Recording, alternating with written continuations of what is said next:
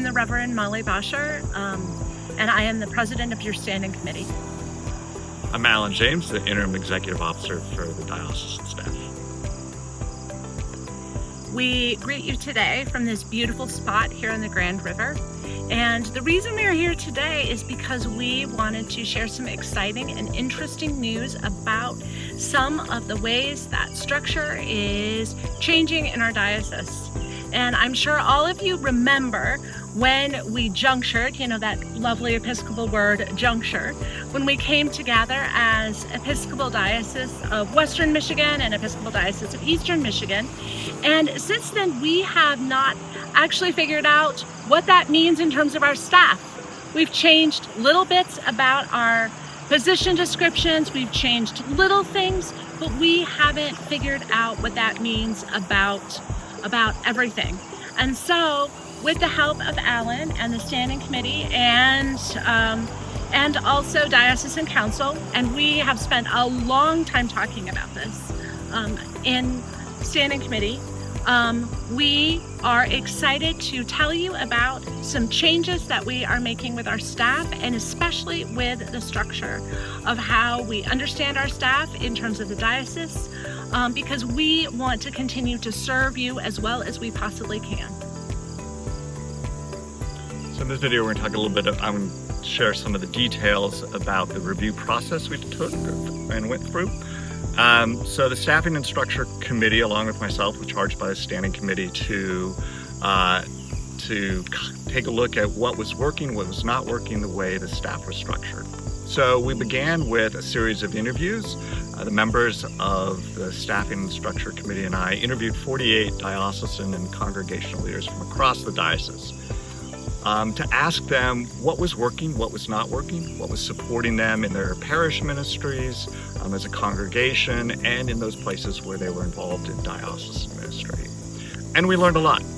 The first thing, which was true across the board, was that the staff is committed, they're doing their best, they have a lot of talent and experience, and everyone was sort of working the best they could towards our shared mission and ministry.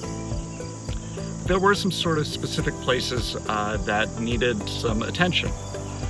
First, the regional canons were, in principle, folks were very positive about sort of the possibility. In their experience, both going back into the pre-legacy diocese about regional canons and canon of the ordinary, about the possibility to have the support from the diocesan staff in areas of congregation development.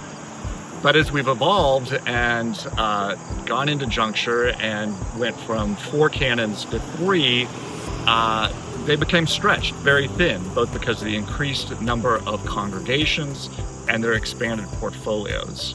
And so the reality at this point in time is some folks felt very supported by who the regional canon was, and some did not. And there's everything sort of in between. Both with the canons and with some of the other staff members, another one of our problems was that there seemed to be sort of a systemic lack of timely responses with queries from leaders in the diocese, whether it be email or phone, that the diocese was not getting the response they needed in an appropriate way from diocesan staff members. So that was another area we were going to need to take a look at how we might address. From a whole sort of staff perspective, because particularly we were bringing 2 sort of smaller staffs into one, that if you tried to diagram the org chart in a lived reality, we had all of the program staff members reporting to the bishop or to me, whoever's the senior executive at the time.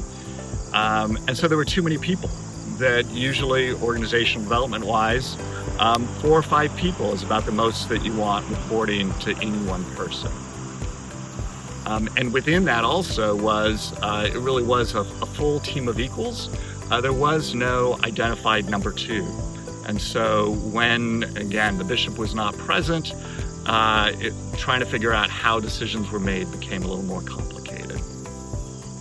Then also in sort of portfolios, we had a number of responses around a need for increased support in adult spiritual formation, formation of licensed lay ministers, and additional sort of senior sort of staff members, paid staff, to support our Camp Chipagami and the ministry and program there.